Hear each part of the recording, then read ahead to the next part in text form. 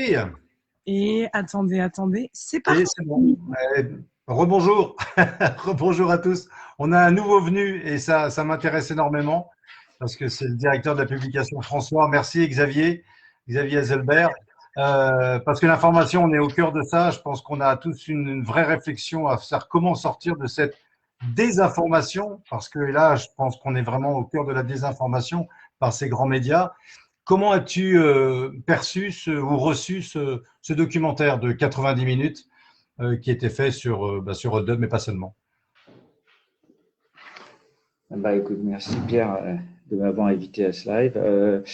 Alors moi je l'ai regardé. J'avoue que je ressors de là totalement sur ma faim. FAIM et FIN en même temps, puisque je m'attendais à voir un démontage de Hold Up en règle, puisque c'est ce que j'avais cru comprendre. Et en fait, j'ai vu un film promotionnel pour Thierry Snovas, quoi, à la fin, avec, on va dire, peu d'arguments. Alors, le peu d'arguments, il peut se catégoriser de deux manières.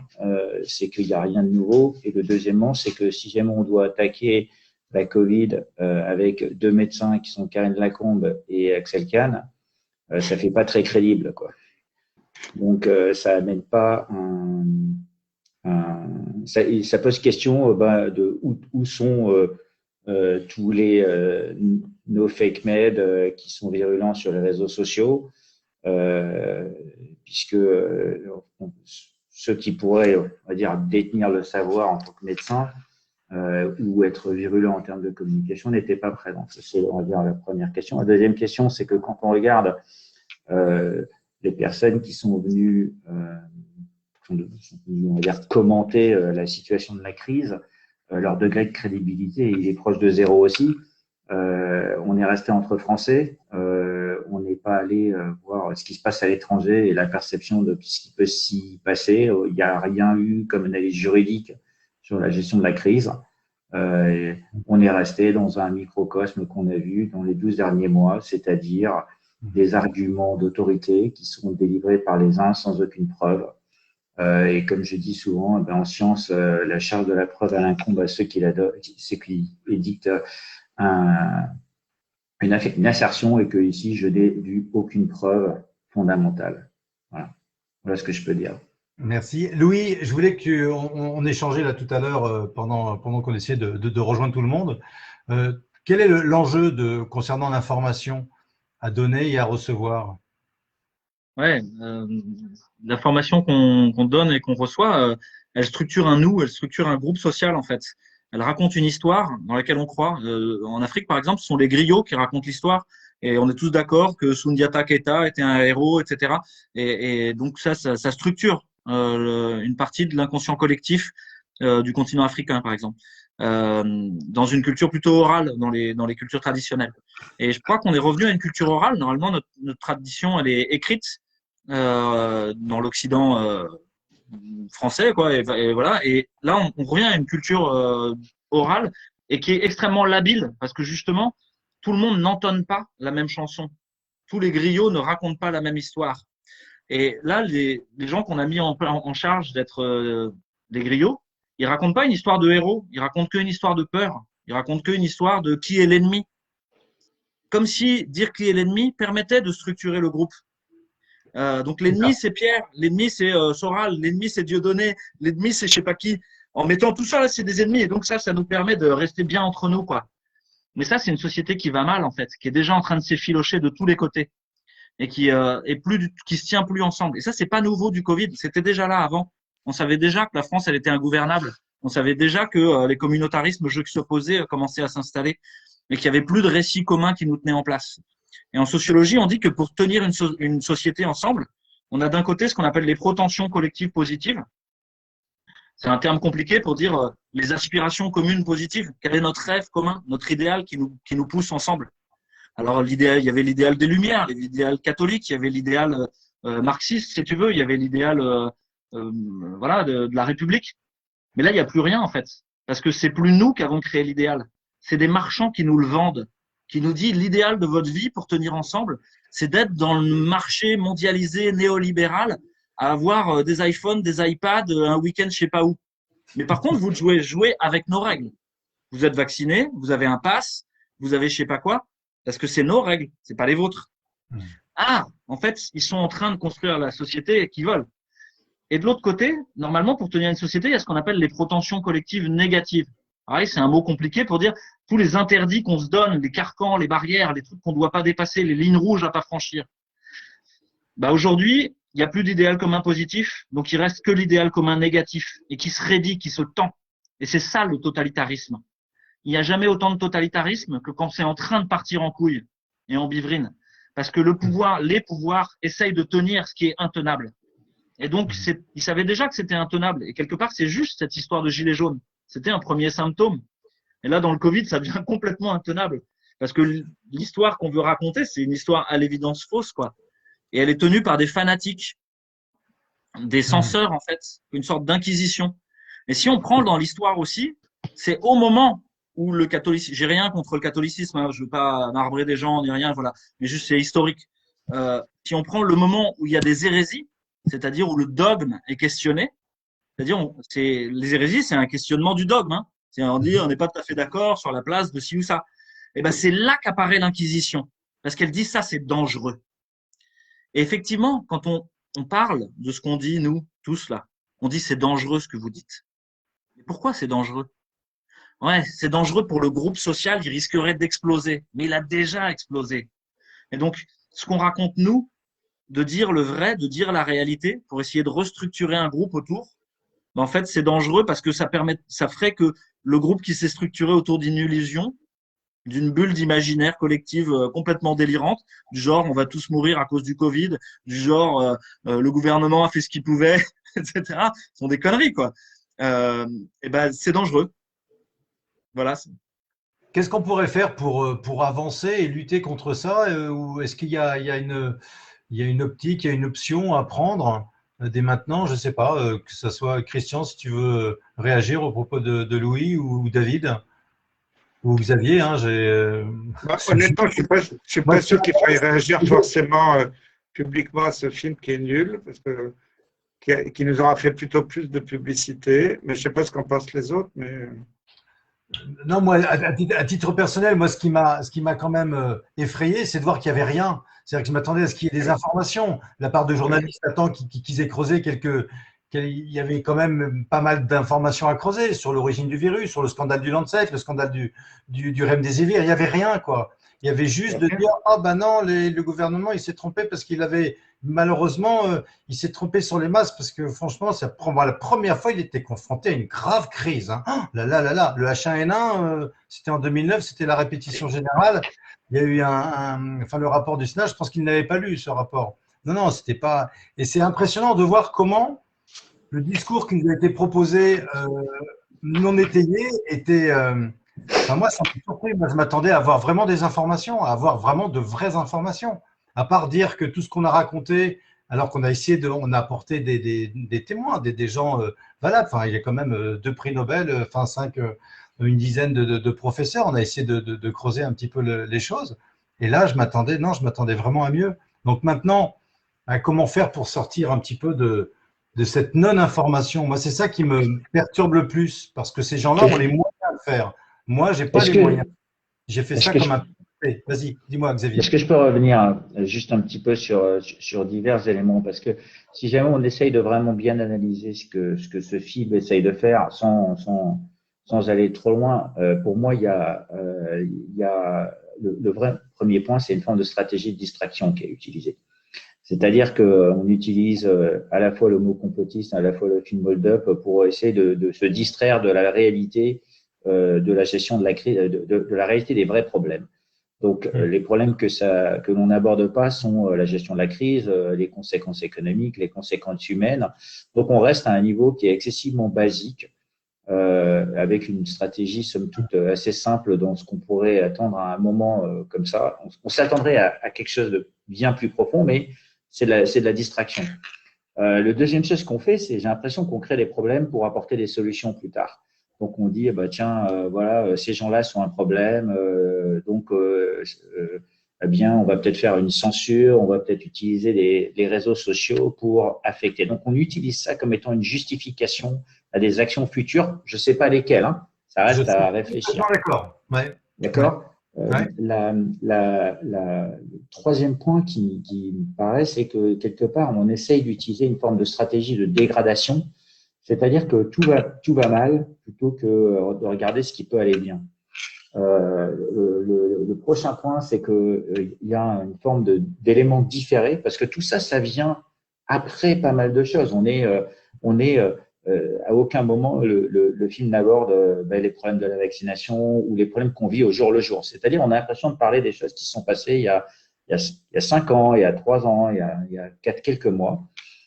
Et somme toute, si jamais on résume tout ça, qu'est-ce que ça fait? Ça maintient toujours le public dans une crasse ignorance et une forme de ce qu'on a vécu pendant toute la crise, on va dire, c'est de maintenir les gens en les infantilisant, d'accord, en les rendant un peu coupables de la propagation des fake news, de la propagation du virus. Donc, on est toujours coupable de quelque chose.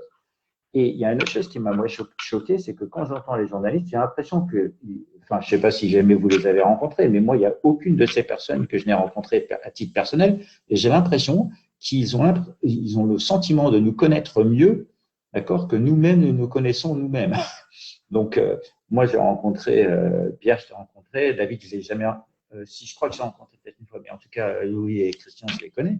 Et j'ai l'impression qu'ils sont en train de nous commenter comme ils commenteraient un match de foot au travers d'un élément de télévision, sans savoir qui on est comme individu, sans savoir exactement ce qu'on a fait, et juste ils commentent des éléments d'une manière dénuée de sens.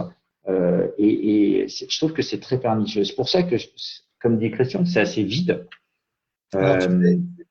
Pour justement, moi je lancerai ce soir, d'ailleurs j'ai envie de le faire par ce direct. J'aimerais bien inviter en fait de faire un direct pendant 1 heure avec toi, moi, et en invitant Karine Lacombe, Rudi Reichstadt à dialoguer pendant 1 heure en direct.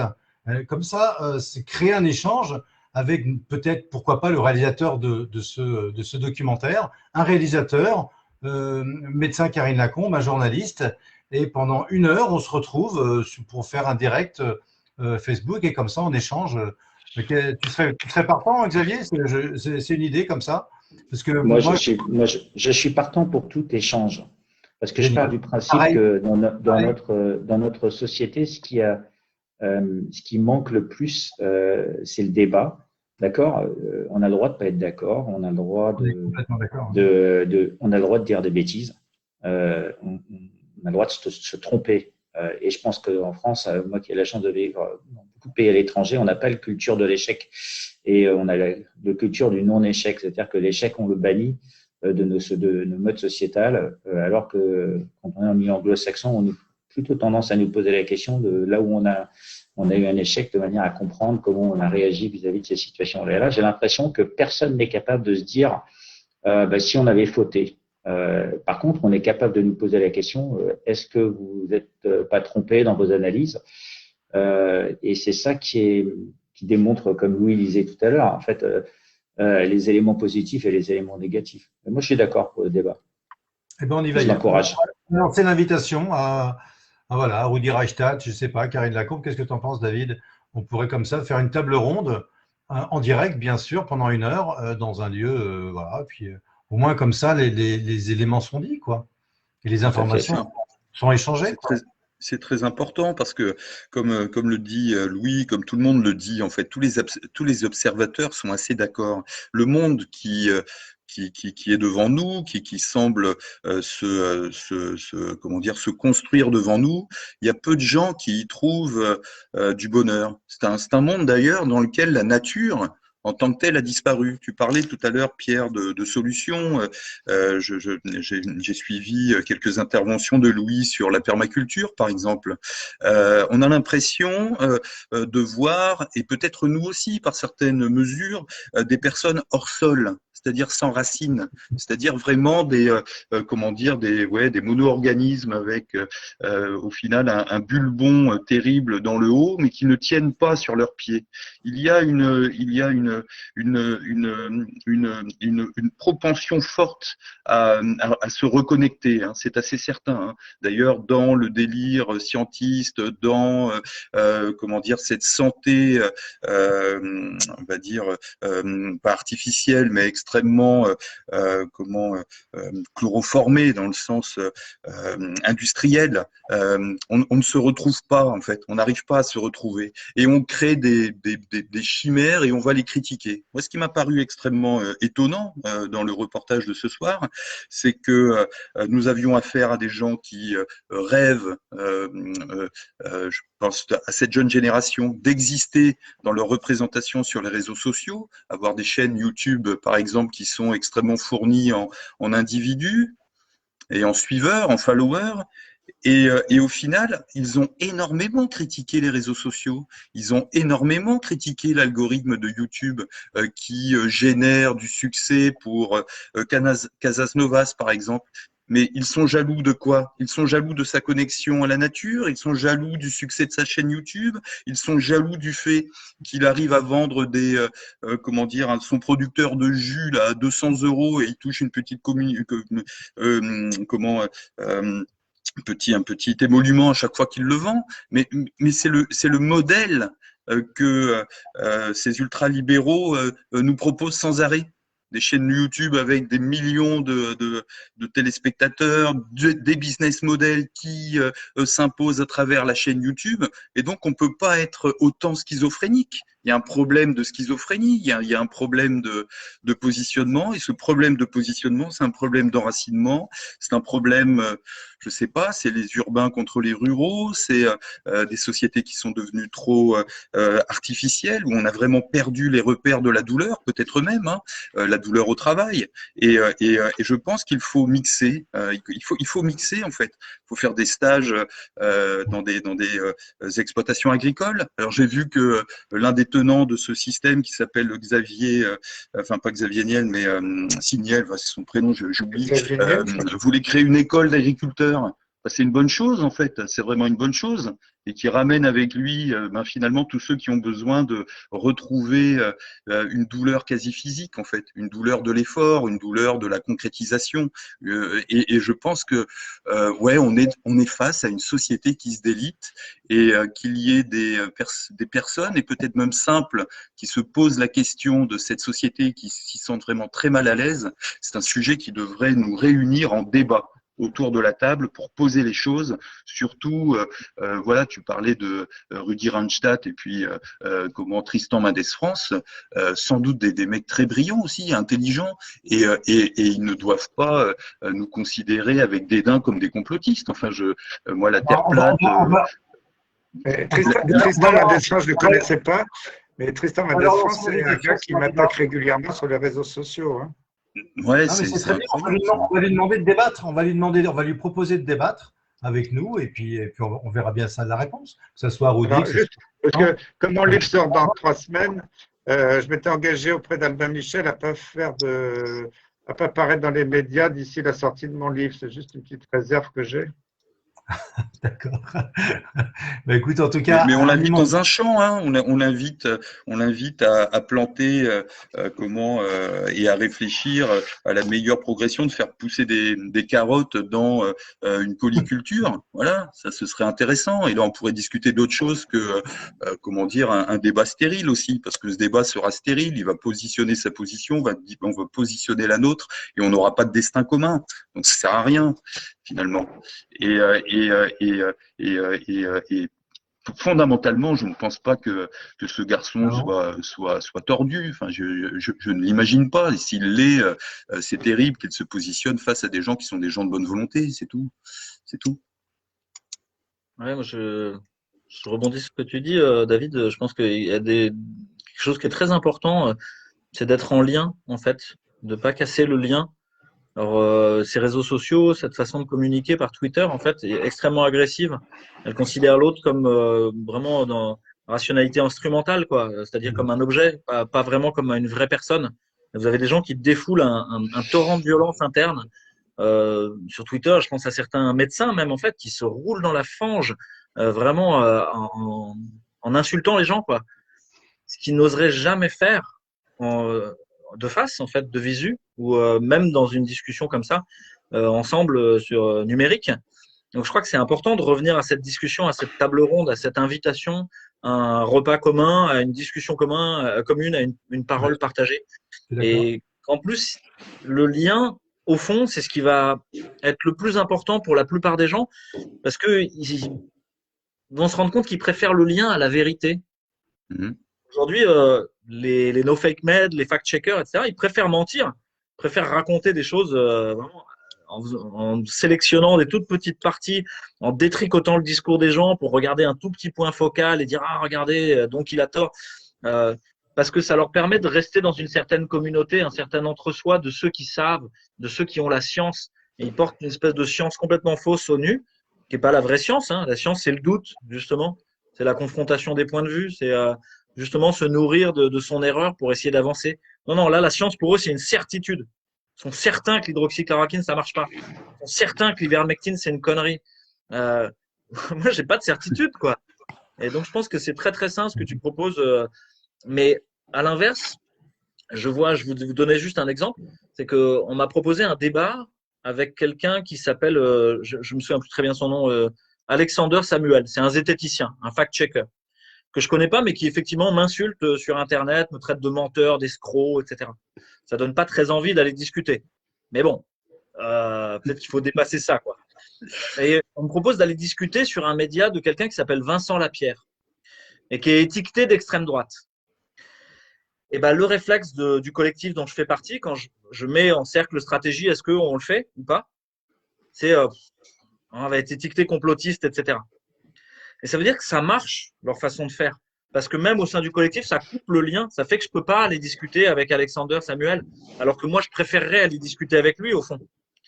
Et donc, et y compris au sein de notre collectif. Donc, j'ai de l'empathie finalement pour entre guillemets, le camp d'en face, quoi. Parce que je me dis, ça doit être super dur d'admettre qu'on peut aller discuter avec d'autres gens, quoi. C'est clair ou pas. Excellent. Ouais. Ça tombe bien que tu parles de ça parce que j'ai été contacté par mail par Vincent Lapierre parce qu'il veut m'interviewer, mais c'est vraiment un gars d'extrême droite ou c'est quelqu'un de plus neutre? Je sais pas, est-ce que lui-même ne fait pas les frais de ces médias?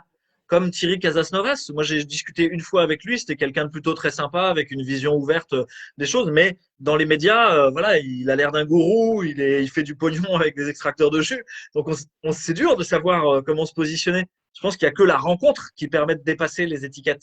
C'est Stéphane Gaillet qui m'a recommandé Vincent Lapierre, ils ont l'air d'être copains. Stéphane Gaillet qui est un médecin de Strasbourg que j'estime beaucoup, qui n'a pas l'air d'être du tout extrême droite, donc je suis surpris par ce que tu me dis là. Donc, Oui, non, mais voilà, moi j'ai du mal à savoir et on est quand même toujours inscrit dans un groupe social, sauf si on est un chevalier tout seul dans son coin. Moi, je suis inscrit dans Réinfo Covid et donc quelque part, je dépends d'eux aussi, quoi. Est-ce que si jamais on regarde